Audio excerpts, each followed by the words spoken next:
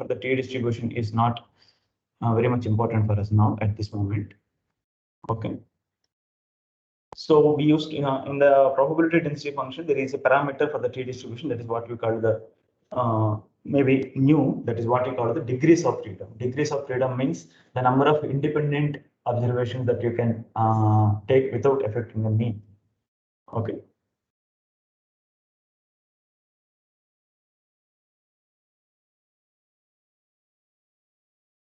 Okay. So now,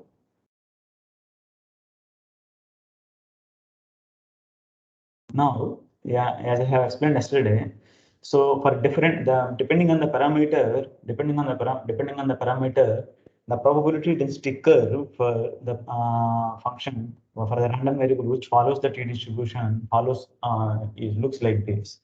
It is also a bell-shaped curve. It is mostly looks like a standard normal curve for the normal variables, but it is a little variant from that. Okay. Now, for different v, depending on the v, the curve shape of the curve will change. Now, if you look at the probability density function, you can see that the f is an even function that is there. Even function is there. So it is symmetric about the y axis. Okay, and then again for level of significance, how to get the values, the critical values t alpha for the degrees of freedom v, how to get the critical values. The concept is same, and the concept is already explained to you in the earlier sections. Okay, so for if you want to get the critical values for alpha level of significance, where alpha is a any number between 0, 1, then this is this is what we have to estimate it. Obviously, from this one, what will happen? Probability of modulus of t is less than t alpha v is equal to 1 minus probability of modulus of t bigger than t alpha of b. Okay. So again, so since it is a symmetry, so this part is 1 minus alpha by 2, and this part is 1 minus alpha by 2, and this is alpha by 2, and this is alpha by 2. So altogether, it is the probability density curve, and hence the total area should be equal to 1. Okay. So whatever the normal tables that have been distributed to you, so that the PDF also contains the table for t distribution. So you can get the critical values from the table. Okay. Now let us see what are the applications. As I have informed, we have seen 2 applications majorly. So let us focus on the 2 applications of t-test. For example, this is what we call the t-test. The t-test case 1.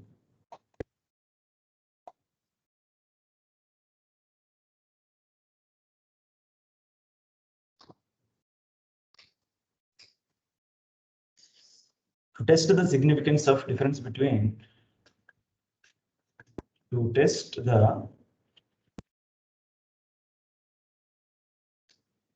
significance of difference between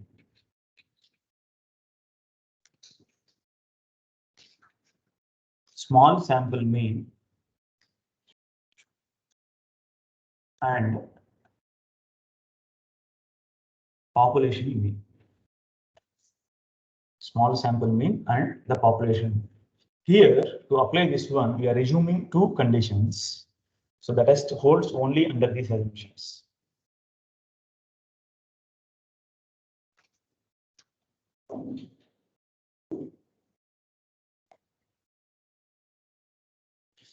So the one is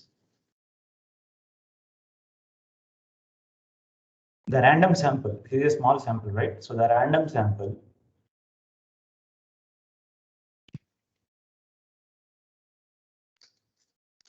is drawn from a normal population.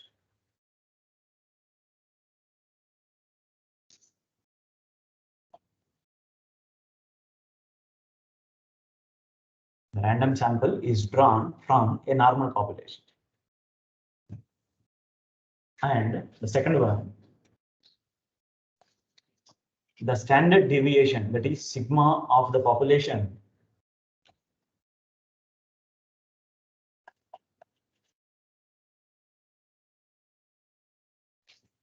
is not known.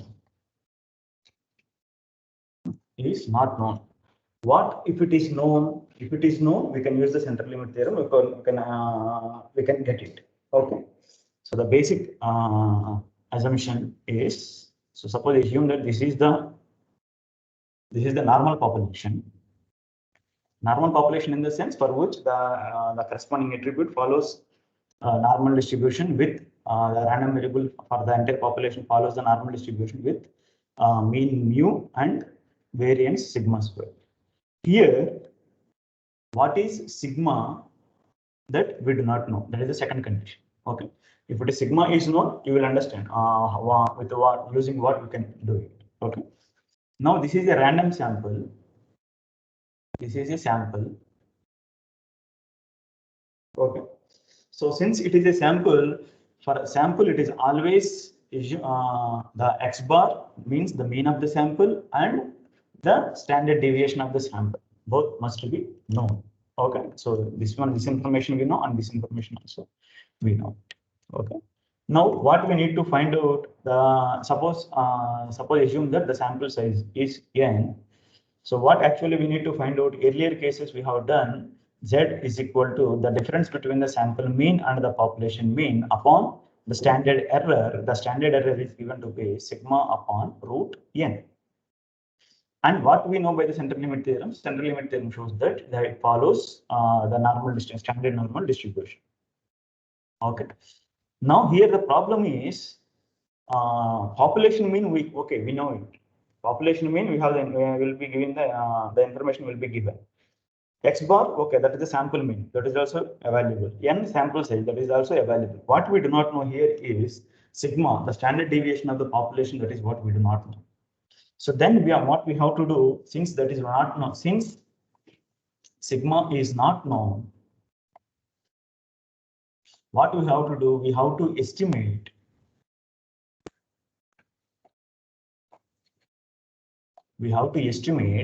sigma. Estimate sigma by what? By the sample standard deviation. So in the large sample, case, what we have done, we have simply assumed that this one, right? So this is the large sample estimation. This is the estimation for the population standard deviation using the large sample standard deviation. Okay, but here we do not have this. Here we do not have this one. Suppose if here sigma is known, so you can use the test statistic x bar minus mu upon sigma upon root n that follows the standard normal distribution. You apply the normal density, you apply the whatever the procedure we have already done earlier. Okay, even if when the n is large, suppose assume that sigma is not known but n is large. There are certain things you have to understand here. First thing is sigma is known. Sigma is known, there is no problem. Use this test statistic, proceed. Sigma is not known. Sigma is not known. There are two different cases. N is large, n is small. N is large and n is small. If n is large, estimate the sigma with the s and proceed. We have already done this cases also, right? Now the case is n is small. Sigma is not known, but n is small. Then in this case, how to estimate the standard deviation of the population? So we have to estimate the standard deviation of the population using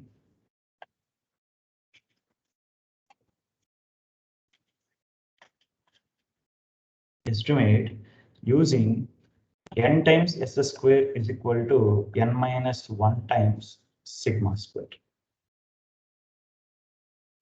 N minus s square. Sorry, n times s square is equal to n minus 1 times sigma square. That is to say, sigma square is approximated by n upon n minus 1 times s square. N minus n minus 1 times s square. Okay. Now, as you can see that, yes, n tends to infinity, what will happen? N upon n minus 1 tends to 1. That is, for larger n's, sigma is approximately equal to s. That is what we have done now for the larger case. Okay, right. Now, here the question is, now the sigma will be approximated. So from this one, what will happen? Sigma square, bring n here, square root on both the sides. Then what will happen to the test statistic? Now the test statistic becomes x bar minus mu upon small s upon square root of n minus 1. Square root of n minus 1. So what actually this is now? This is the test statistic. Now the problem is that this test statistic does not follow the normal distribution like earlier, standard normal distribution, but what it follows the distribution, it follows the t distribution with v degrees of freedom. What about v here? Here v is equal to n minus 1. V is equal to n minus 1. Okay. Or yeah, t of v, or instead of v, you can also directly write. N minus 1 degrees of freedom. So obviously, when we have a small sample, the sample assumed to be minimum, it should give more than one observation. If we have only one observation, and if we say that it is a small sample, then which does not give us the very good information about the population. Okay. Yeah. Now this is the test statistic for small samples, and to get the significance difference between the small sample mean and the population mean. Okay. Now, as usual, we will be having H naught. H naught assumes there is no significant difference between the sample mean and the population mean. And there is a H1, that is the alternative hypothesis, assumes there is a significant difference between the sample mean and the population mean.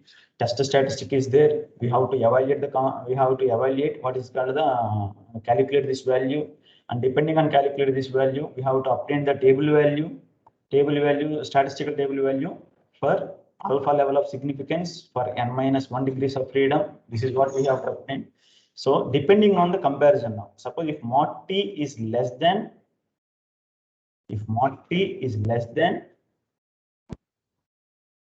t alpha n minus 1, t alpha of n minus 1, then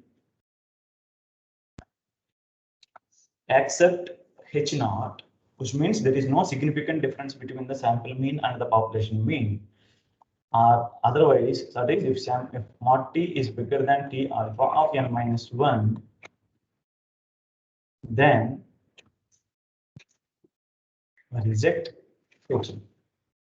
Okay, reject H naught both at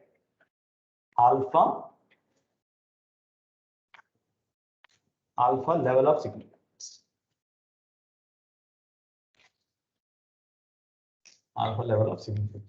Okay. Now, the t-test can also be used to estimate the population mean, provided suppose in the case, that is suppose if mu is not known, then we can obtain a confidence interval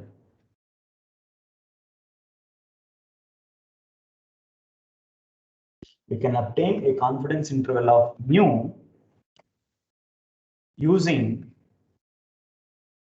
x bar, or using the simply sample statistics.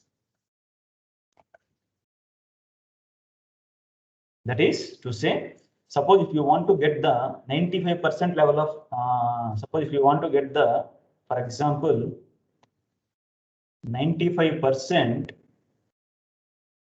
confidence interval for mu,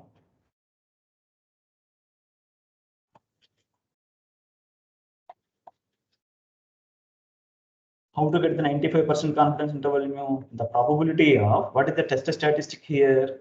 X bar minus mu upon small s upon root of n minus 1 less than or equal to t of alpha n minus 1 should be equal to 1 minus alpha. Here it is said to be 95%, right? 95% means alpha is equal to 5, na? 5%, that is 0.05. So these values are nothing but 0.05 and here 0.95. Okay. So if mu lies between, if mu satisfies this condition, then we can say that we can get the confidence interval. So the confidence interval will be given by what? Mu belongs to x bar plus or minus, this is the modulus, x bar plus or minus the test table value for the 95% times s upon square root of n minus 1. Square root of n minus 1. Okay. Suppose if you want to get the 98%, then corresponding only this value will change. Correspondingly, only this value will change. Suppose if you want to get the 90% confidence interval, only this value will change. That is what we have to obtain from the statistical table.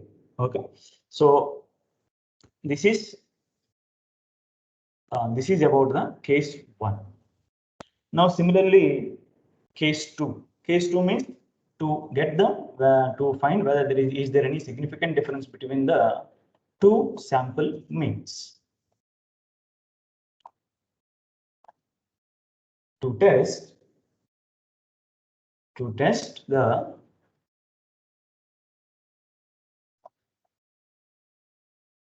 significance difference between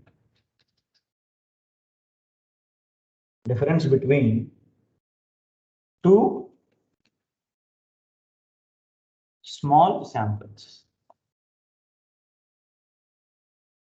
Two small samples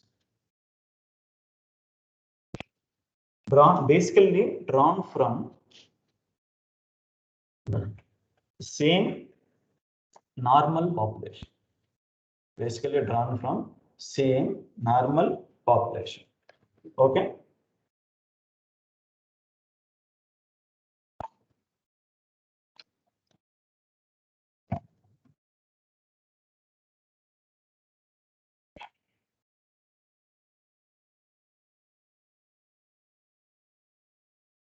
Okay. So in this case also we have some observations. Sorry, we have some assumptions. Assume the very first one.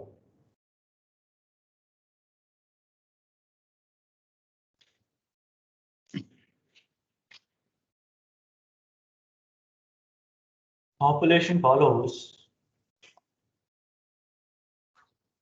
normal distribution. And the second one.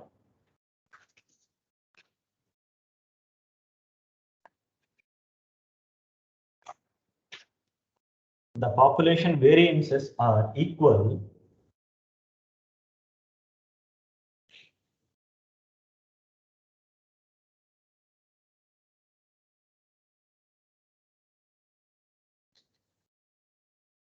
and unknown.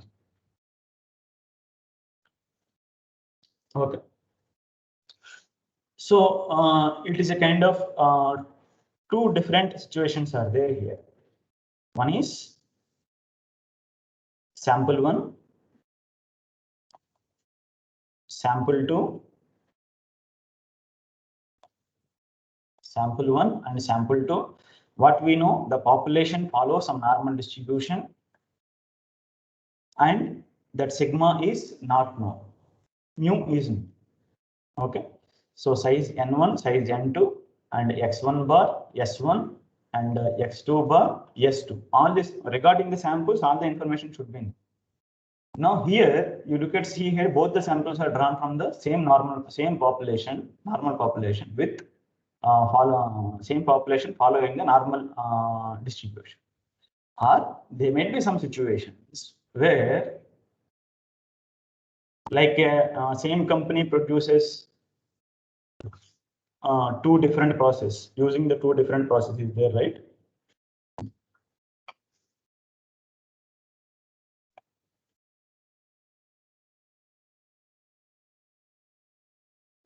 Okay. Suppose assume that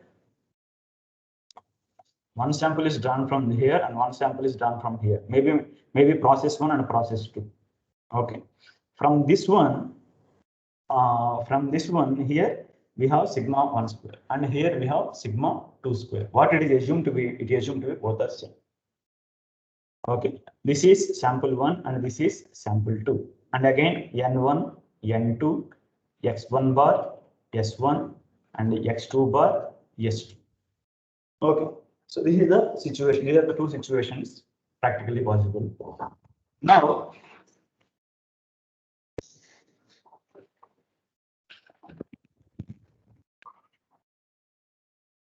now,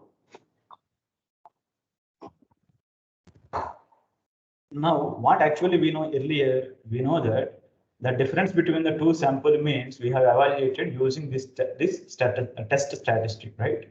So that is square root of basically sigma 1 square upon n1 plus sigma 2 square upon n2. And what we know, this follows the normal distribution for 0,1.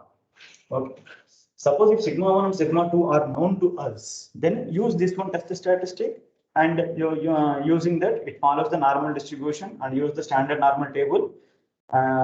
So we can give that some conclusions. Now the question is, sigma 1 and sigma 2 are not known. Sigma 1 and sigma 2 are not known. Okay, they are not known. But if n1 and n2 are large numbers, means the samples are large, then we have the estimation sigma 1 is approximately equal to s1 and sigma 2 is also approximately equal to s2. Using this estimation, we have already done, right? So in that case also, it follows the standard normal distribution. So that is also done. That case is also covered. Now the question comes, what we have to do in the case of small samples. So in the case of small samples, you look at here basically in either in this case or in this case. In this case, the population variance is sigma only, and in this case, the population variance is sigma 1 square and sigma 2 square. Both are same, and hence now using that one, using that one, the test statistic becomes basically x1 bar minus x2 bar upon sigma times 1 upon n1 plus 1 upon n2. Okay, but now we need to estimate the sigma using the two samples, right? So earlier the when sigma is not known, we have done the some estimation. Okay, but now here the to estimate the sigma,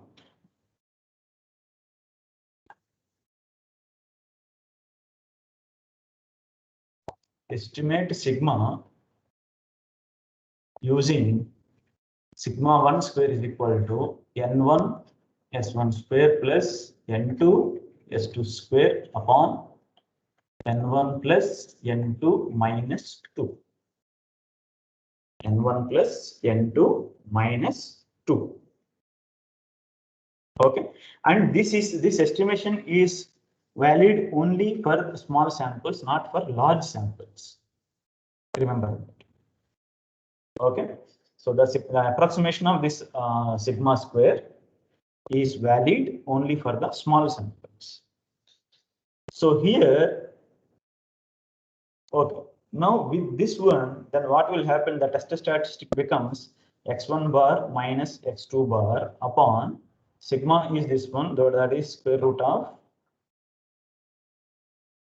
n1 s1 square plus n2 s2 square upon n1 plus n2 minus 2 times 1 upon n1 plus 1 upon n2. Now the problem is here, this test statistic does not follow the standard normal distribution. What it follows t distribution with n1 plus n2 minus 2 degrees of freedom. For one sample, it is n1 minus 1. For another sample, it is n1 minus 1. So together it is n1 minus 1 plus n2 minus 1. That is n1 plus n2 minus 2. And this one we used to write in terms of t, not in terms of z. Generally, z we use only for the variables which are following the standard normal distribution. Okay. So this will be the new. This will be the test statistic for to obtain the significance difference between the two small samples. Two small samples. Okay. So again, the same thing. Now you will be having some H0, you will be having some H1, and so test the statistical calculated value and the table value.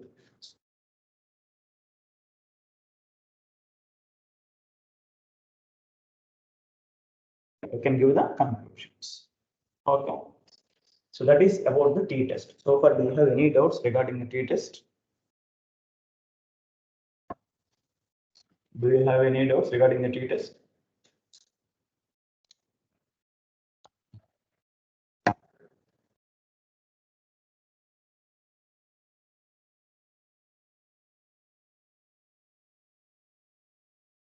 Okay.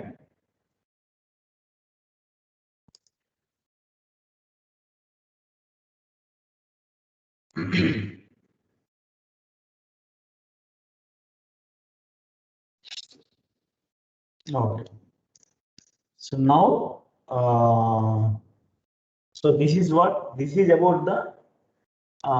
t-test mainly gives the difference between the means. Okay. Of two samples or sample versus a population. Now there is another test, that is what we call the F test. That is what we call the F test.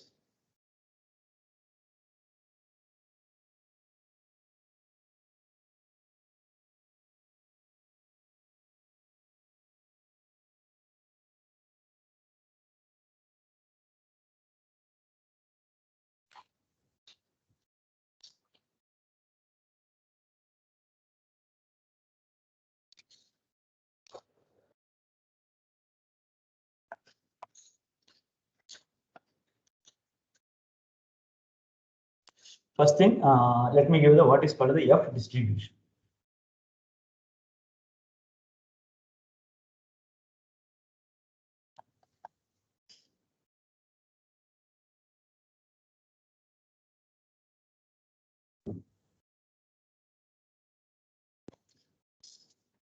A random variable x is said to be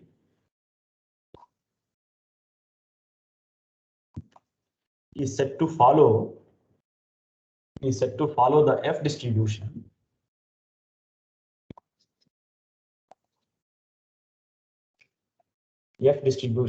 with two parameters v1 and v2, that is generally called the degrees of freedom.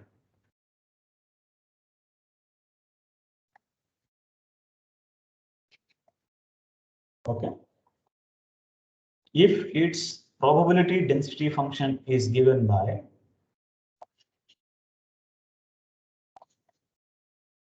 so f of x is equal to, it's a very involved definition, v1 upon v2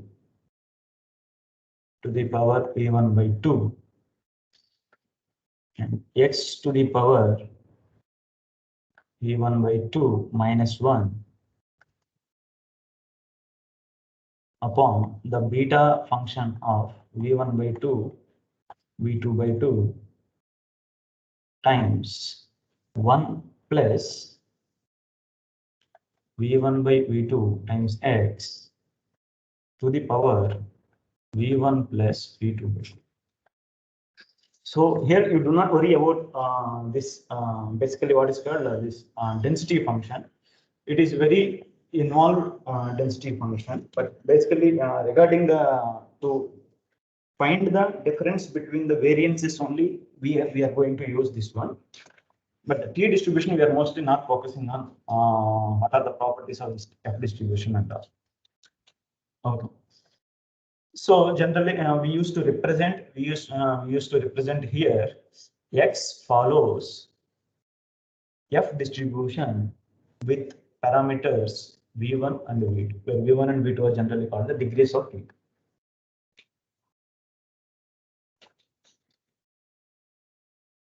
Okay.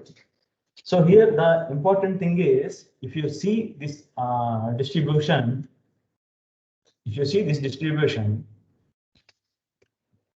no mu and no sigma are there. Means the population parameters are not involved in the distribution.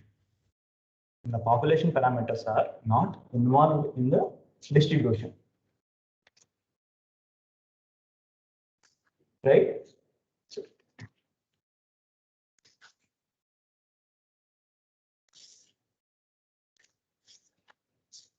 Like similar to the T distribution. Okay. Now, what are the applications of this F distribution?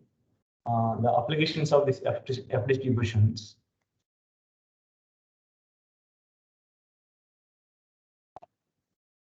Applications of the F distributions are majorly one. F distribution is used to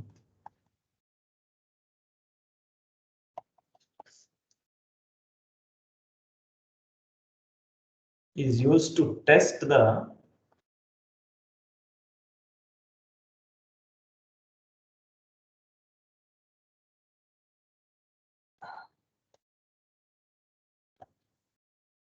equality of variances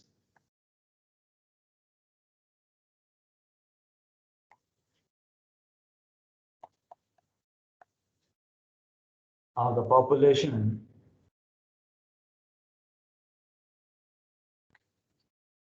from which two samples have been drawn. Two small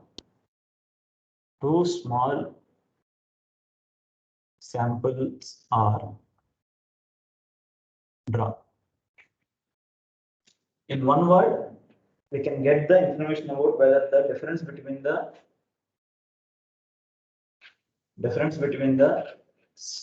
variances of two small samples is significant or not.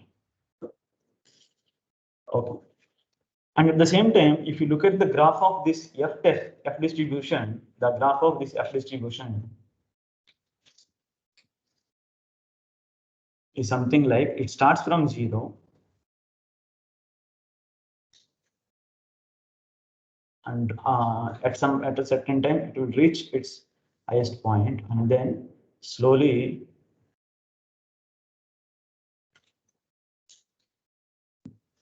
it will come back to 0. Okay, towards the 0. Now, as usual here, suppose if alpha percent level of significance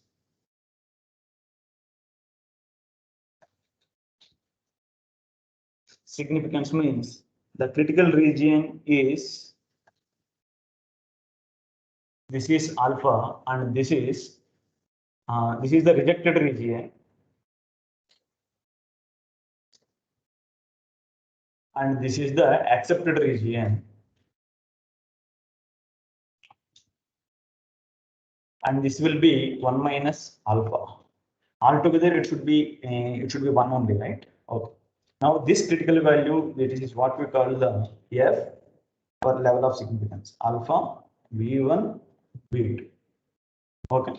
So this is F, and this is the probability density function along the y-axis. Okay.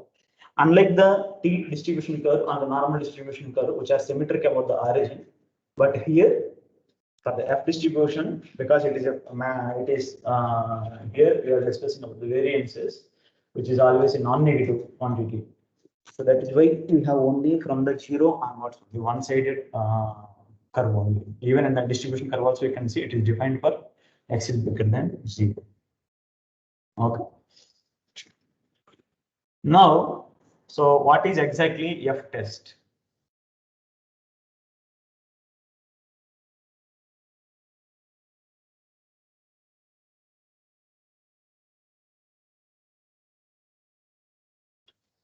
So F test to find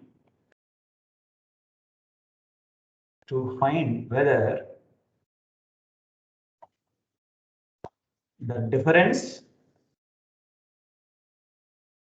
between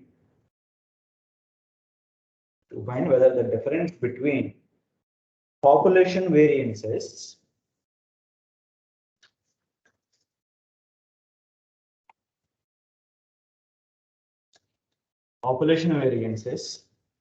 is significant or not,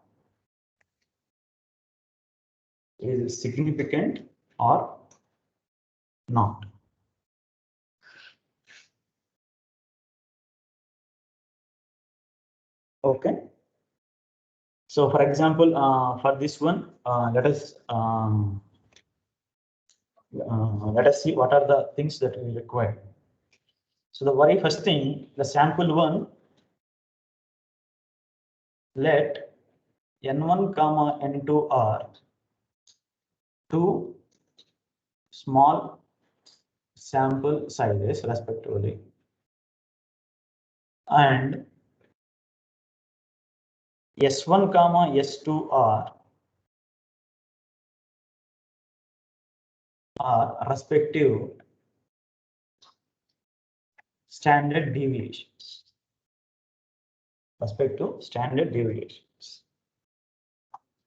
Okay. So this is S1 and this is S2. Here size is N1, size is N2. And for this one, we have small s1, and for this one, we have small s2. Now the question comes,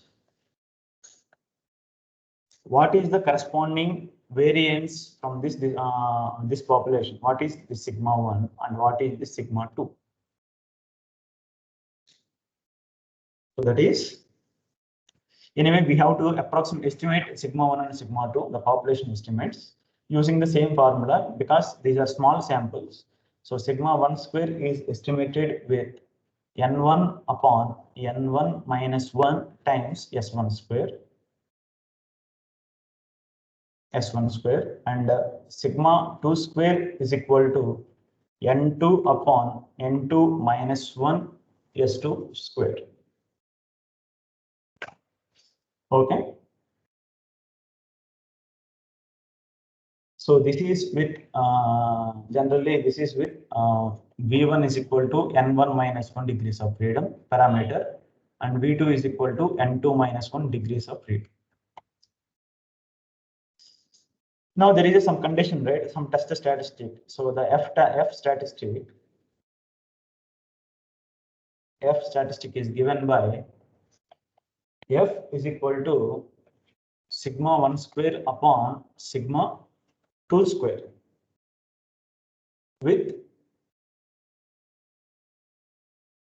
that follows F distribution with two parameters v1 comma v2. Okay, v1 comma v2. So again the same thing, we need to obtain the critical values from the table and the calculated value and the critical values from the table.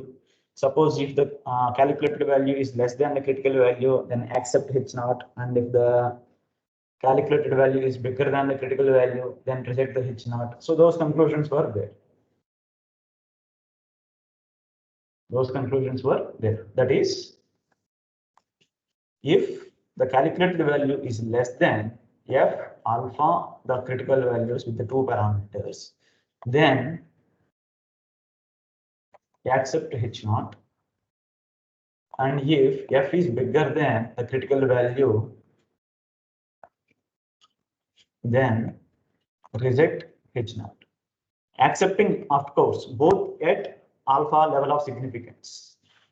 Okay. But if you look at the statistical table that is provided to you particularly for the F test, alpha is equal to either 0.01 or 0.05 only. That is, we are going to check either only two cases, either 1% level of significance or 5% level of significance. Okay. Basically, we can check for any level of significance also, but the statistical table that is provided to you contains only these two tables. Okay.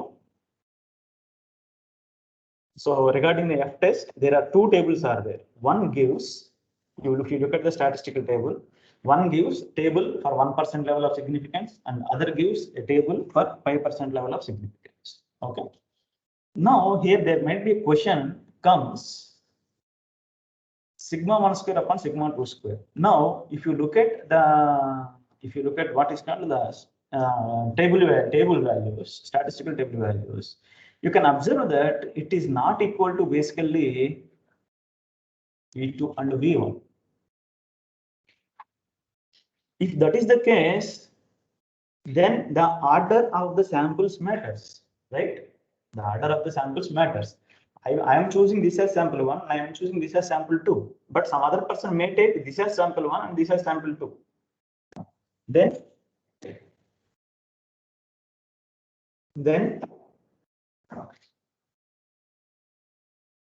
in that case, what we need to do? So there is a difficulty, there is an ambiguity is there, right? So to avoid this ambiguity, we have to choose the samples so that this value is bigger than 1. Choose the order so that sigma 1 square is bigger than sigma 2 square. That is, the calculated value is bigger than 1. This is a caution. Okay. So we even if you look at the table values, all the table values, if you look at all the table values are bigger than 1. Bigger than 1. Okay.